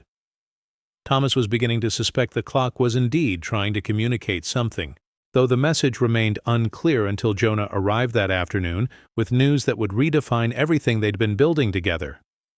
The boy appeared at the penthouse door with unusual solemnity, his characteristic warmth shadowed by something that looked almost like fear. Not physical fear, but the kind of apprehension that comes from carrying information too large for young shoulders to bear comfortably. His clothes were neater than usual, as if he'd dressed for an important occasion, and his hazel eyes held depths that seemed older than his years, weighted with knowledge Thomas couldn't yet identify. "We need to talk," Jonah said without his usual cheerful greeting. Words that sounded strange coming from someone whose conversations typically began with observations about sparrows or questions about afternoon snacks. Thomas invited him inside, noting how the boy moved through the penthouse with less of his usual casual exploration, more focused purpose that suggested this visit served specific intentions rather than their typical wandering discussions about faith, hope, and the proper application of inherited wealth. They settled into their customary positions, Jonah in the leather chair, Thomas on the sofa, but the dynamic felt different today, charged with tension that made even the grandfather clock's irregular chiming seem subdued rather than celebratory. "My mom got a phone call yesterday," Jonah began, his voice carrying careful precision that suggested he'd rehearsed this conversation, prepared for its difficulty. "From Mrs. Patterson's daughter in Milwaukee. Mrs. Patterson died Sunday night." Thomas felt the words hit him with unexpected force. Mrs. Patterson, the 83-year-old neighbor whose welfare Jonah had monitored through his daily care of the sparrow that nested outside her window. He'd never met the woman personally, but she'd become part of his understanding of Jonah's mysterious gift for caring about people, for noticing those who might otherwise remain invisible. "I'm sorry," Thomas said, recognizing inadequacy in the conventional response, but uncertain what other comfort might be appropriate. "She was ready," Jonah replied with matter-of-fact acceptance that seemed both childlike and ancient. "She'd been talking to her husband for weeks. He died 5 years ago, but she said he visited her every evening, sitting in the chair by her window, telling her stories about the place where they'd live together again." Thomas nodded, unsure how to respond to this casual mention of conversations with the deceased, but Jonah's tone suggested such phenomena were normal aspects of existence that adults had simply forgotten to notice or acknowledge. "But that's not the important part," Jonah continued, his voice taking on weight that suggested they were approaching the real purpose of this conversation. "The important part is what she told me the last time I visited her, 3 days ago. She said God had shown her something in a dream. Something about you and me, and why I was supposed to help you." Thomas felt his chest tighten with anticipation that was part hope and part dread, the kind of emotional suspension that comes from sensing that life is about to change in ways that can't be controlled or predicted, only experienced and endured, and ultimately integrated into whatever new reality emerges from revelation. "What did she say?" Thomas asked, his voice barely above a whisper. Jonah was quiet for a long moment, studying Thomas's face with eyes that seemed to be measuring his readiness for whatever truth was about to be shared, evaluating whether this revelation would heal or wound, build up or tear down the fragile progress they'd made together over the past months. "She said Daniel visits her window sometimes," Jonah said finally, words that hung in the air like smoke, impossible to grasp, but undeniable in their presence. "She said he sits with her husband in the evenings, and they talk about you, about how proud he is of the changes you've been making, about how he's been waiting for you to remember that love doesn't end when people die. It just finds new ways to express itself." Thomas felt the penthouse spinning around him, reality shifting in ways that challenged every assumption he'd made about death, grief, the boundaries between possible and impossible, rational and miraculous. Part of his mind rejected Jonah's words as wishful thinking or childhood imagination, but a deeper part recognized truth that transcended logic, knowledge that couldn't be verified through conventional means, but felt absolutely authentic nonetheless. "She said Daniel wanted her to give you a message," Jonah continued, his voice gentle but relentless, carrying forward despite the emotional weight of his revelations. "He said to tell you that he's not gone, he's just moved to a different room in the same house, and the door between rooms isn't locked, it's just waiting for you to remember how to open it." The grandfather clock chimed suddenly, 3 clear, resonant notes that seemed to punctuate Jonah's message with celestial approval, divine confirmation that these words carried authority beyond human imagination or need for comfort.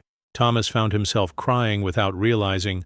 When the tears had begun, salty streams that carried more than sadness, relief, gratitude, recognition of truths he'd sensed but been afraid to believe, possibilities he'd dismissed as fantasy, but now recognized as reality operating according to laws more complex and compassionate than anything he'd learned in business school or absorbed through rational analysis of observable phenomena. "How do I open the door?" Thomas asked through his tears, the question emerging from depths of longing he'd kept carefully suppressed, from places in his heart that had remained sealed since Daniel's death, protected from hope that might prove false, but also isolated from love that might prove eternal. "You already have," Jonah said with a smile that transformed his entire face, radiating joy that seemed too large for any physical form to contain.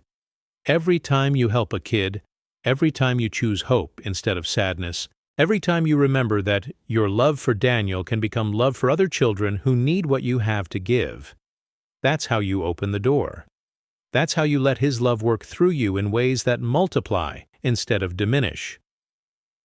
The truth of Jonah's words settled into Thomas's consciousness like seeds finding perfect soil, ideas that felt both revolutionary and obvious, impossible and inevitable. Daniel's love didn't have to remain frozen in memory, trapped in photographs and preserved moments that could only diminish with time. Instead, it could become active force, living energy that flowed through Thomas's choices, his investments in other young lives, his willingness to see every child as carrying the same precious potential that had made Daniel irreplaceable. "Mrs. Patterson said Daniel laughs now," Jonah continued, his voice taking on the storytelling cadence of someone sharing beloved family history. "She said his laugh sounds like music that never ends, like joy that's too big to be contained in any one moment or person or place. She said when you help kids achieve their dreams, Daniel's laugh gets louder, brighter, more beautiful." Thomas imagined Daniel's laughter echoing through the community center where Marcus worked on engineering designs, through art studios where Sophia experimented with professional quality paints, through college dorms where scholarship recipients studied subjects that had once seemed financially impossible, through countless future moments when his wealth would be transformed into educational opportunities, creative expression, realized potential that honored his son's memory by ensuring other sons and daughters could grow into whatever futures their talents deserved. "There's more," Jonah said, his tone becoming practical despite the metaphysical nature of their conversation.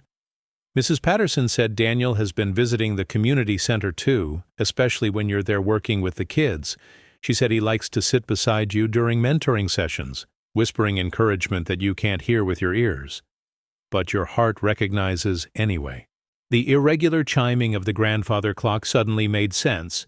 Not random mechanical malfunction, but responsive instrument, marking moments when the boundary between physical and spiritual became permeable, when love transcended death's attempt to limit its expression, when a father's ongoing connection with his son found ways to manifest despite the apparent finality of loss. "So when the clock chimes at strange times," Thomas began, understanding blooming in his chest like sunrise after the longest night. "It's Daniel saying hello," Jonah finished with satisfaction. "It's him letting you know he's proud of you, that he approves of how you're using your money and your time and your heart to help other kids. It's his way of participating in the good work you're doing together." They sat in comfortable silence for several minutes, listening to the clock's steady ticking punctuated by occasional chimes that now sounded like celebration rather than malfunction, like applause from dimensions beyond ordinary perception, like love expressing itself through whatever channels it could find. Brass mechanisms, 10-year-old messengers, charitable foundations, scholarship funds, art supplies that transformed children's dreams into visible reality. "What happens now?" Thomas asked eventually, though he suspected he already knew the answer. "Now we keep working," Jonah replied with the practical optimism Thomas had come to associate with the boy's approach to miracles, accepting them as natural phenomena that required human cooperation rather than passive wonder. "Now we expand the foundation, support more kids, create more programs. Now you become the kind of person Daniel always knew you could be, The kind of father whose love doesn't stop at death but finds new children to nurture, new ways to express what parents are supposed to do for the young people in their care. Thomas nodded, feeling purpose crystallize around him like spiritual architecture, structure that would support whatever work lay ahead, whatever challenges and opportunities would emerge from his evolving understanding of wealth's proper function, love's persistent nature, the mysterious ways that loss could transform into abundance when approached with sufficient courage and guided by wisdom that sometimes came through the voices of children who saw further and clearer than adults had learned to see. The grandfather clock chimed again, 5 clear notes that sounded like benediction, like official authorization to proceed with confidence, like Daniel himself saying what Thomas most needed to hear, "Well done, Dad. Well done, and keep going." Outside, November afternoon was fading into evening, Chicago's lights beginning to twinkle against darkening sky. 8 million people pursuing their individual dreams and struggles, some of them children whose futures would be forever altered by decisions made in this penthouse, by conversations between a wounded millionaire and a wise boy, by love that had learned to work through generosity, hope, and the revolutionary belief that death was interruption rather than ending, temporary separation rather than permanent loss. For the first time since the accident, Thomas found himself looking forward to the future with excitement rather than dread, curiosity rather than resignation. Tomorrow would bring new opportunities to honor Daniel's memory through investment in other children's potential. Next week would see the Foundation's first major scholarship award ceremony. Next month would mark the community center's grand reopening with updated technology, expanded programs, facilities that reflected their community's true value rather than their limited resources. And through it all, the grandfather clock would continue its vigilant testimony to time's restoration, marking moments that accumulate towards something beautiful, chiming periodically to remind everyone within hearing that love never truly dies. It just develops more creative ways to express itself, more children to nurture, more lives to transform, through the endless generosity of hearts that have learned to beat, not just for themselves, but for everyone who needs what they have to offer. The phone call came at dawn on a Wednesday in December, when Chicago was wrapped in snow that muffled the city's usual cacophony of traffic and construction, creating the kind of hushed atmosphere that makes whispered conversations feel like prayers.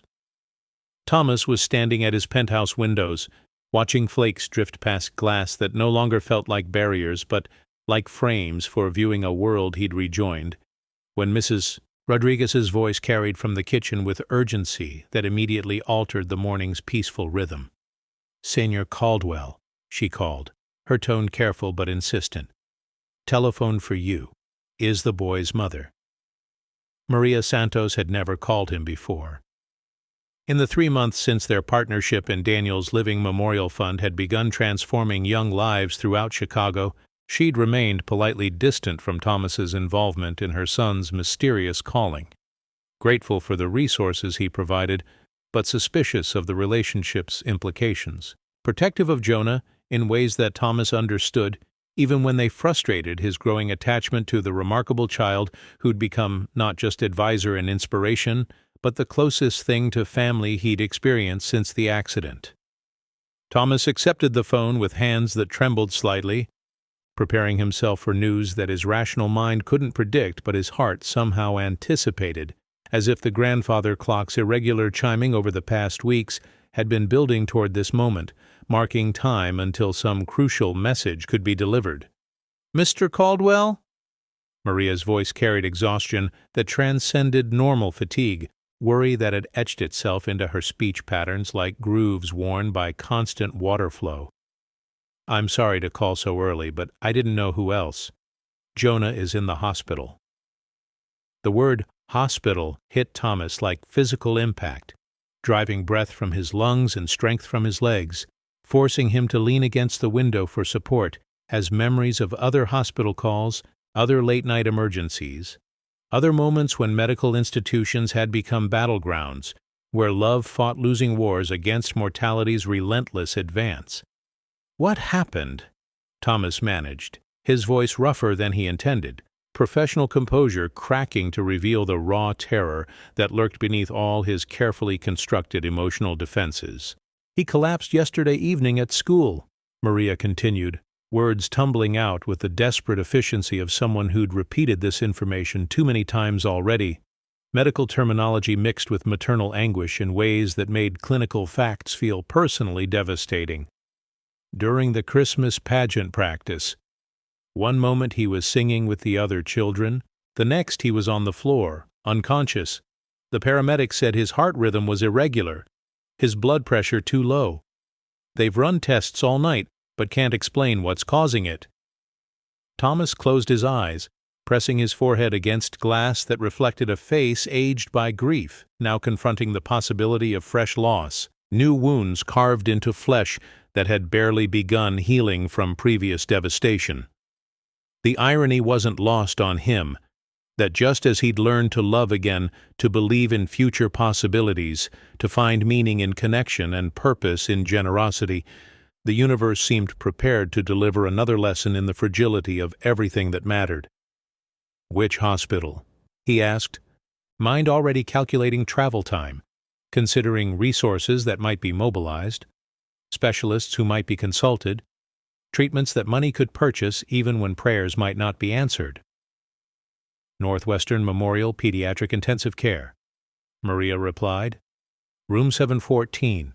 Mr. Caldwell, I know this isn't your responsibility, but Jonah keeps asking for you. He says there are things he needs to tell you, important things he can't wait to say. The doctors don't know how long." She didn't finish the sentence, but Thomas understood the implications, possibilities too terrible to articulate, but too probable to ignore. Medical professionals had learned careful ways of preparing families for worst-case scenarios, diplomatic language that conveyed urgency without destroying hope, truth that could be absorbed gradually rather than delivered like sudden violence. "I'll be there in 20 minutes, Thomas said, already moving toward his bedroom to dress, mind shifting into crisis management mode that had served him through business emergencies, personal disasters, the kind of situations where action became prayer, where doing something, anything, felt better than passive waiting for outcomes beyond human control.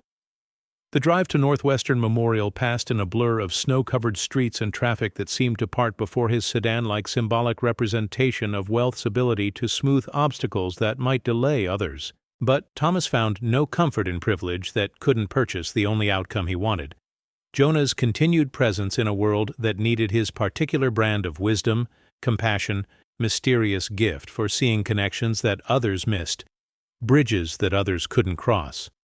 The pediatric intensive care unit existed in its own atmospheric bubble, hushed corridors where hope and despair fought daily battles, where families learned to measure time in heartbeats displayed on monitors, where medical technology created environments that felt simultaneously miraculous and terrible, capable of sustaining life at the precise moment when life seemed most determined to escape human efforts at retention.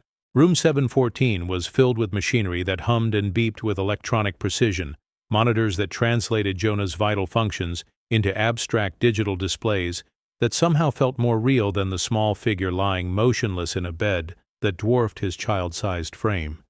He looked even younger than his 10 years, diminished by medical equipment that surrounded him like protective armor against invisible enemies, connected to systems that breathed for him, monitored for him, fought for him while his own body struggled with malfunctions that defied medical understanding. Maria sat beside his bed, holding his hand with the fierce concentration of someone who believed that physical contact might anchor souls tempted to drift away, that maternal love transmitted through touch might provide whatever strength medical intervention couldn't supply. Her face showed signs of sleepless vigil, coffee-sustained alertness that couldn't mask profound exhaustion, faith tested by circumstances that challenged every prayer she'd learned to offer. "Mr. Caldwell," she said, looking up with relief that suggested his arrival provided comfort she hadn't expected to feel. "Thank you for coming. He's been sleeping, but he wakes up periodically, and every time he asks if you're here yet." Thomas approached the bed carefully, studying Jonah's peaceful expression, face that looked younger in sleep but somehow older in wisdom, as if rest allowed access to knowledge that consciousness filtered or contained. The boy's breathing was assisted by machines, but it carried its own rhythm underneath the technological intervention, life persisting despite whatever forces were attempting to diminish it. "What do the doctors say?" Thomas asked quietly, not wanting to disturb Jonah but needing information that might suggest appropriate responses, actions that could be taken, resources that might be applied to whatever battle was being fought in this sterile room. "They're calling it idiopathic cardiomyopathy," Maria replied with precision that suggested she'd memorized terminology she'd never wanted to learn. "That means his heart muscle is weakening for reasons they can't identify. His ejection fraction is declining, meaning his heart isn't pumping blood efficiently enough to support normal activity. They've consulted specialists, run every test they can think of, but there's no clear cause, no obvious treatment protocol." Thomas felt familiar anger rising in his chest, fury at medical limitations, at situations where wealth couldn't purchase solutions, at diseases that attacked children with casual cruelty, at universes that seemed designed to create love, specifically for the purpose of demanding its sacrifice to incomprehensible forces that ignored human pleas for mercy or explanation. But as he stood beside Jonah's bed, watching monitors track heartbeats that seemed determined to continue despite their irregular patterns, Thomas found his anger transmuting into something more complex, more purposeful. If this was another test of his capacity to survive loss, another lesson in the temporary nature of all connection, another opportunity to choose despair over hope, then he would face it differently than he'd faced Daniel's death. He would not retreat into isolation or surrender to numbness. He would stay present, stay engaged, stay connected to whatever time remained. "Mr. Caldwell?" Jonah's voice was barely audible, eyes still closed, but consciousness returning like dawn, breaking gradually over sleeping landscape. "You came?" "Of course I came," Thomas replied, moving closer to the bed, positioning himself where Jonah could see him, without strain when he opened his eyes. "How are you feeling?" Jonah's eyes fluttered open, hazel irises that carried their usual depth despite physical weakness that made even this simple action seem effortful. His smile was smaller than usual, but undimmed, carrying the same warmth that had characterized their first impossible conversation on rain-soaked marble steps months earlier. "Different," Jonah said thoughtfully, considering his condition with characteristic honesty. "Like my heart is trying to remember a song it used to know, but the melody keeps changing. The doctors think something's wrong, but I think something's just shifting." Thomas frowned at the boy's choice of words. Shifting rather than failing, changing rather than breaking, transformation rather than deterioration. Even in medical crisis, Jonah seemed to interpret his circumstances through frameworks that emphasized transition rather than termination, evolution rather than ending. "Shifting how?"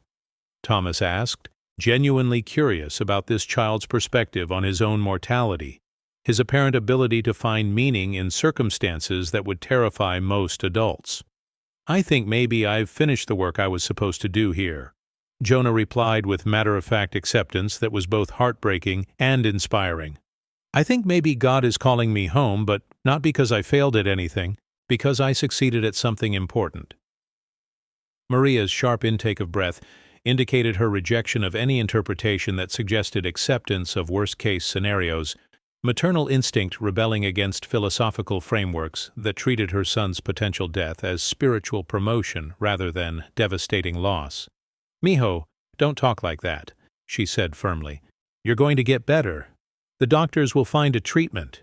Mr. Caldwell's money can buy the best care in the world. You're not going anywhere."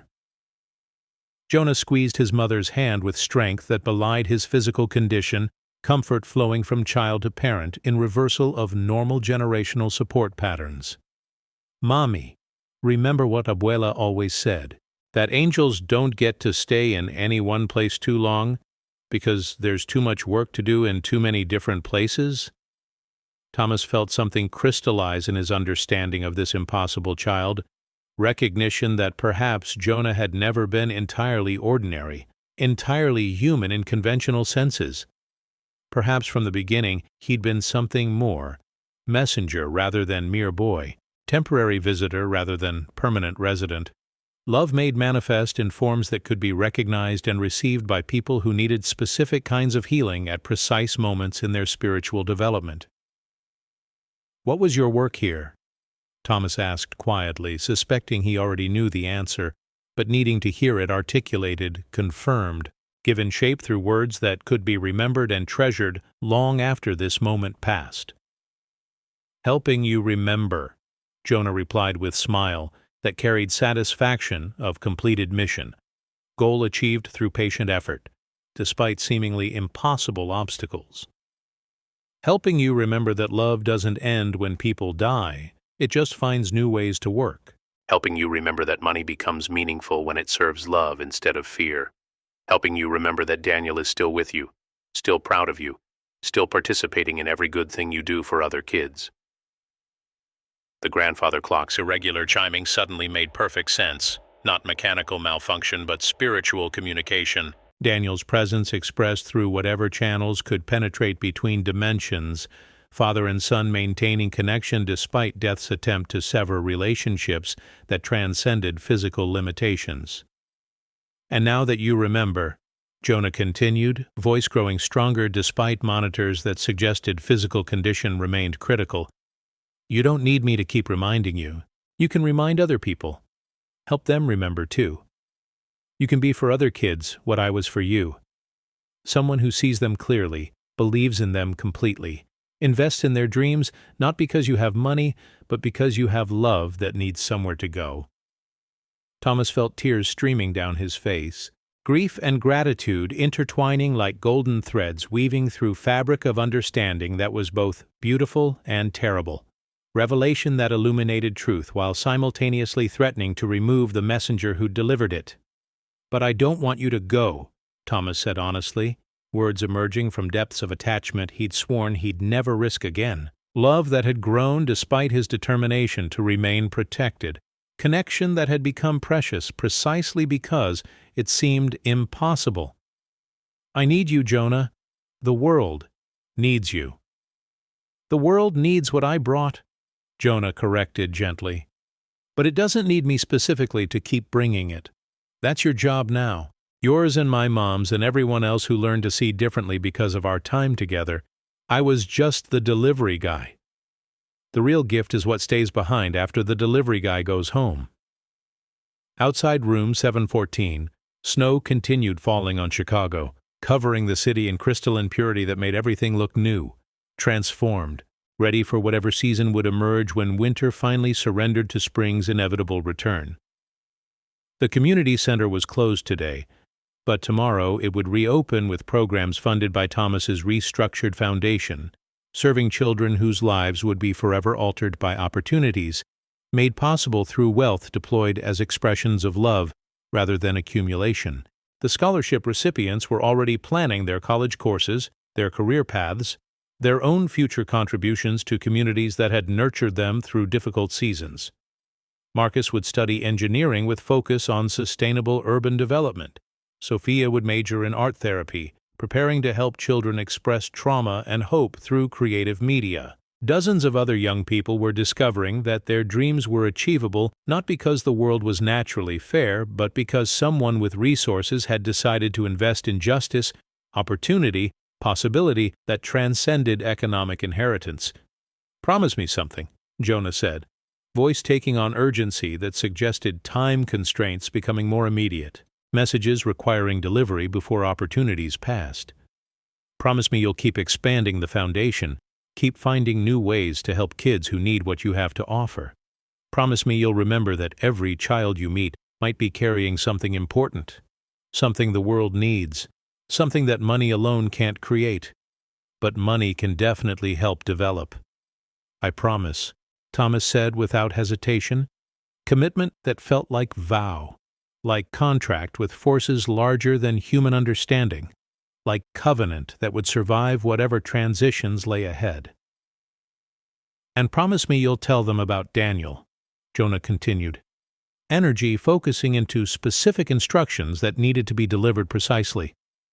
"Tell the scholarship kids about your son, how proud he would have been of their achievements, how their success honors his memory by proving that love multiplies instead of diminishing, that parents don't have to stop being parents just because circumstances change.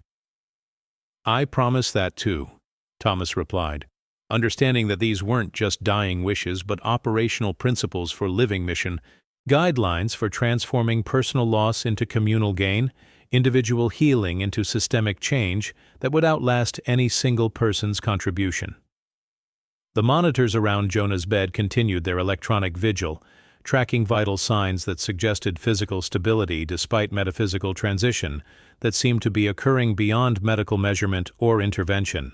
His heart rate remained irregular but persistent, beating to rhythms that perhaps followed laws more complex than cardiac medicine had learned to recognize or support.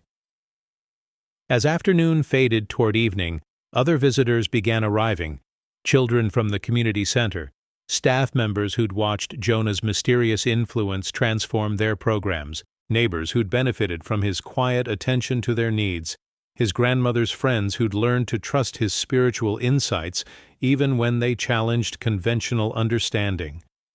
Each person who entered room 714 brought stories of moments when Jonah had provided exactly what they needed, exactly when they needed it: encouragement during difficult periods, practical help with concrete problems, spiritual perspective that reframes challenges as opportunities for growth, connection, deeper understanding of life's purposes that extended beyond individual survival or success.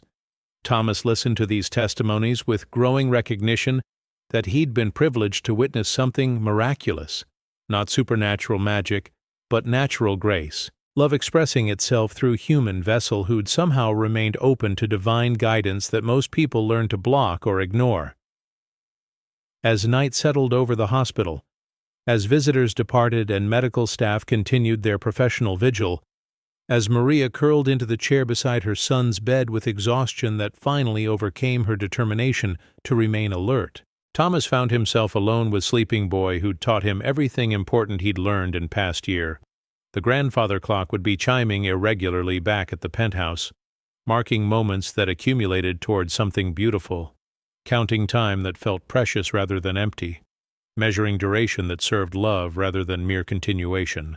Daniel would be present in ways Thomas could feel but couldn't see, approving of choices made in honor of his memory, participating in legacy that transformed individual loss into collective blessing. Tomorrow would bring new challenges, new opportunities, new young people who needed what Thomas had learned to offer, not just financial resources but attention, respect, belief in their potential that transcended their current circumstances.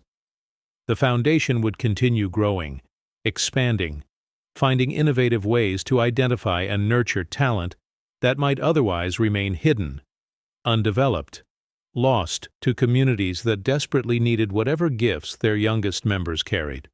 But tonight, in this quiet hospital room where monitors hummed electronic lullabies and snow continued falling on sleeping city, Thomas simply sat beside boy who'd changed everything, grateful for time they'd shared, prepared for whatever transition lay ahead, committed to honoring everything he'd learned about love's persistence, hope's possibilities, the mysterious ways that wounded hearts could heal through service to other hearts that needed what they'd discovered about surviving loss and finding purpose in the aftermath of devastation. The morning brought news that arrived without dramatic fanfare, delivered by Dr. Elizabeth Chen with professional composure that couldn't quite hide her bewilderment at circumstances that challenged medical understanding while confirming what everyone who'd spent time with Jonah had somehow already known. His heart function stabilized overnight, she reported, reviewing charts that documented improvement measured in percentages and pressure readings that suggested crisis had passed, at least temporarily. His ejection fraction is still below normal, but it's improved significantly since yesterday. More importantly, his rhythm has become regular, steady. From a clinical standpoint, we can't explain the change. Thomas looked at Jonah, who was sitting up in bed eating hospital breakfast with appetite that suggested genuine recovery rather than temporary improvement.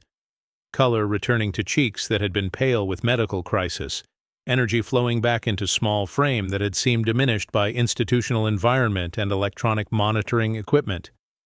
"I told you it was just shifting," Jonah said with satisfaction, as if his heart had simply needed time to find new melody, different rhythm that served its purposes more effectively than previous patterns. Sometimes healing doesn't mean going back to how things used to be.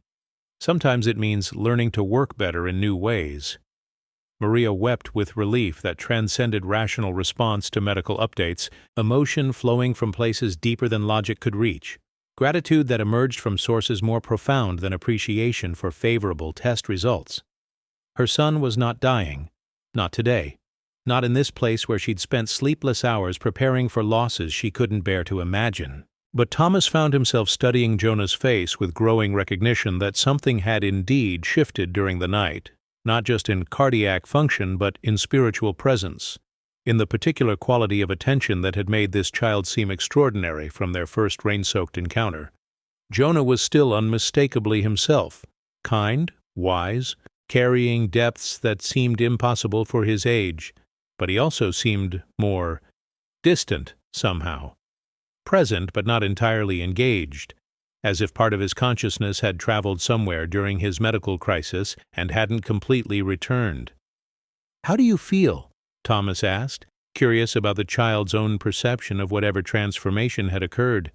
"Different," Jonah replied thoughtfully, word that seemed inadequate for whatever complexity he was attempting to communicate.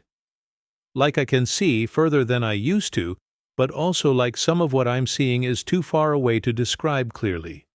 Like I'm standing at the edge of something important, but I'm not supposed to cross over yet, just supposed to report back about what I can see from here."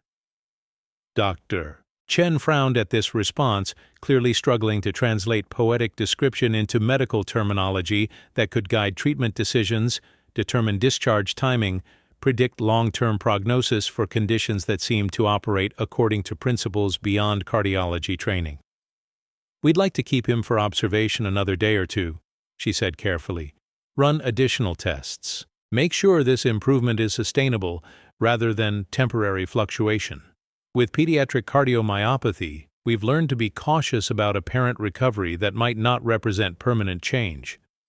Thomas nodded agreement, while simultaneously feeling certainty that this particular boy's medical condition would continue confounding specialists, following patterns that couldn't be predicted through conventional clinical experience. Jonah's heart would do whatever it needed to do, for however long it needed to do it, serving purposes that extended beyond individual physiology into realms where healing might be directed by intentions more complex than survival instinct or therapeutic intervention. "Mr. Caldwell," Jonah said quietly, voice carrying particular quality that suggested important information was about to be shared. Truth that required careful attention and respectful response. "I need to tell you something about Christmas, something Mrs. Patterson wanted me to share, but I forgot until last night, when I was somewhere else, and got reminded."